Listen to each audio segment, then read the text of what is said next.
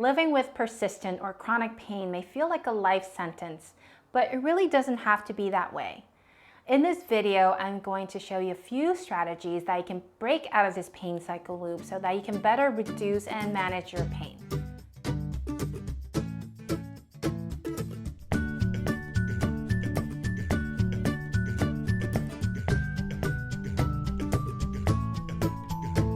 Hi there, my name is Elaine Young and I'm a certified yoga therapist. I bring you slow, nourishing, and accessible yoga practices that won't leave you in pain afterwards. So if you haven't already, make sure you subscribe to my YouTube channel because this whole month of October, I'm actually going to talk all things about chronic pain and give you some more practical tools and resources to help manage your pain.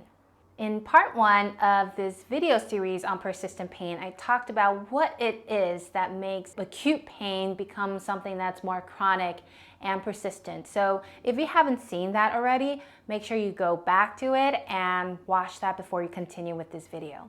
And once again, I just want to emphasize that your pain is real. Your pain is not in your head. These are real chemical changes in your physical system, in your physiological system, in the way that your neurotransmitter and the chemicals in your brain are firing that are shifting your sensations and your perceptions of pain. It's real, it's not something that's made up. And so in this video, I'm going to get more into the biopsychosocial model and how this model can keep us in the loop, but we can also utilize this model to help us break out of this pain cycle loop. So first off, in the biopsychosocial model is the Biopart. So this is the physical. So that's your flesh, your bones, your tissues, anything that you can see and touch. But this is the part where you can have tissue damage or physical damage and harm done to your body that could keep you in pain, that could keep being inflamed, and maybe it's not quite healing right. So from the perspective of the physical component, how we can start to break out of this pain loop is start to look at little things, even teensy tiny little things that we can do that makes us feel just a little bit better with reduced pain. And for many of my clients, this might look like breathing practices. Breathing also is great because when you're really taking in optimal, effective, and mindful breathing, the science is showing that it can actually help calm your nervous system. To calm the nervous system means that you're starting to dial down the way that your brain is perceiving that everything is dangerous. So really you're creating this sense of safety in your environment and communicating that to your brain. And when that happens, when your brain is registering that you're in a safe environment, it will start to reduce that blaring red alert emergency light and start to soften it a little bit and even reduce inflammation. So maybe you start with breathing, or maybe your little movement activity that makes you feel a little better, a little bit stronger in your body is a 30-second walk around in your bedroom, or maybe a 3-minute stretching practice in your bed. Write down a list of things that you can do, even if it's in the span of 10 seconds, that just gives you a little moment of win. You want to start to build this routine and build this communication of, yes, I can do this. I have a little win here. That starts to boost your confidence and start to empower you to do more of these little feel-good things. And when you feel good, when you feel like you're getting stronger and when you feel more comfortable in your body, all of that will help reduce the intensity of your pain sensations. The second component of the biopsychosocial model of pain is psycho. Now, I know the word psycho might have a negative connotation to it, but in this context, psycho just means anything that's related to the mind, whether that's emotional processing, whether that's memory or learning, or how you register your environment to be. So to go back to the example of your stubbed toe in video 1, you might have had a horrific experience with stubbed toe as a little child. Maybe you had a terrible infection, or it hurt so bad you thought that your toe was going to fall off. And for a little child, that's pretty traumatic.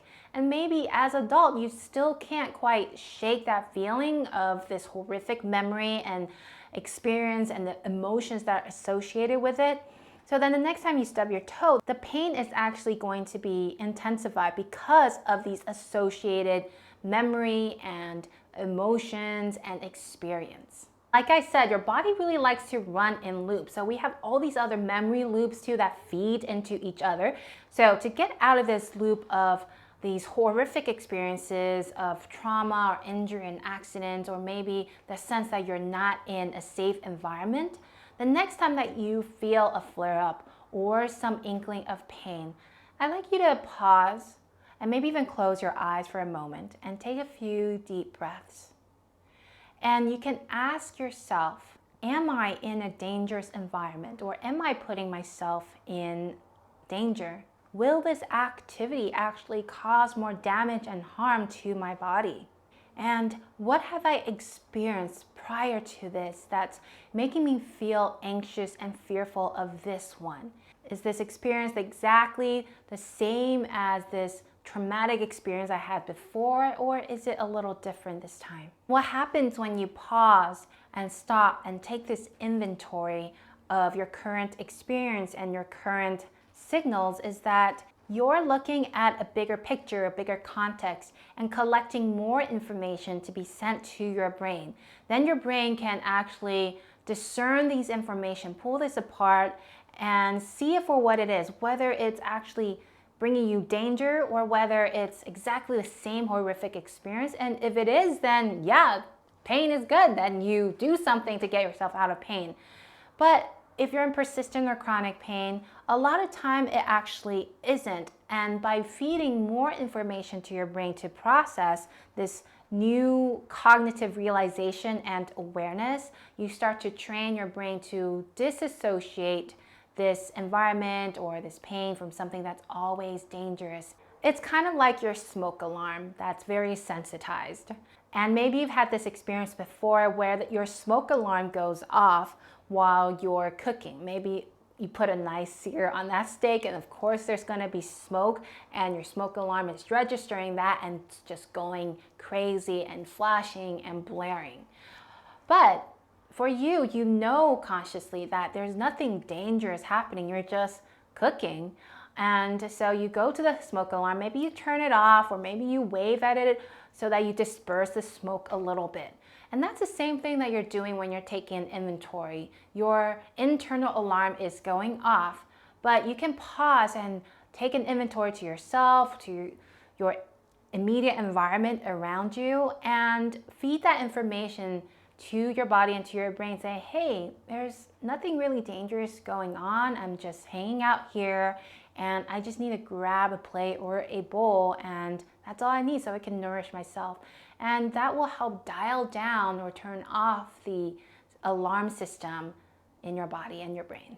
Now, the last bit of our biopsychosocial model is the social part. So this is your relationships, your interactions with other people, and your support system. Having a good support system will make you feel safer and more secure.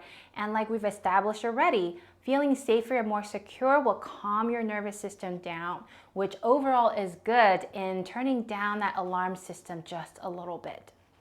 And what a good support system looks like could be a good communication with your family, your friends, your colleagues, and your peers about what you're going through, and really try to get them to understand that you don't have the same amount of energy or capacity to do all the things that they can. And at first it might be hard for them to understand. So kindly educate them to your best ability and set some expectations of what you can actually do so that there's no miscommunication and there's no misunderstanding there. And one of the hardest things for you is that perhaps you feel guilty about delegating all these tasks to other people.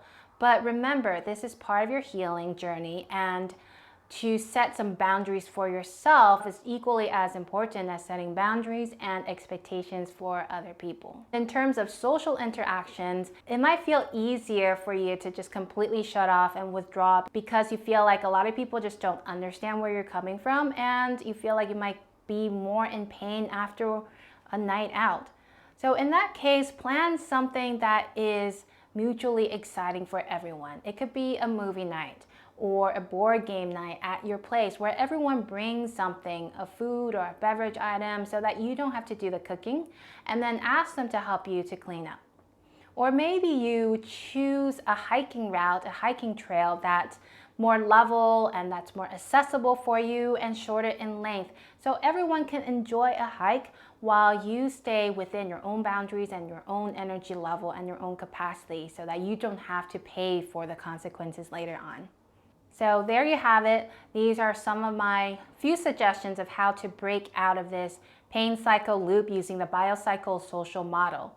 Now, if you want more information on pain research and pain science, I would point you to Neil Pearson, Greg Lehman, or Lorimer Mosley, which I will link below.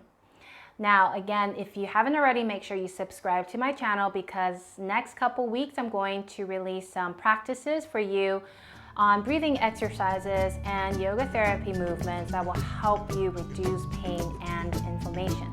If you have any further questions, you can drop them in the comments below or email me directly at elaineyogatherapy@gmail.com. All right, friends, I'll see you next time.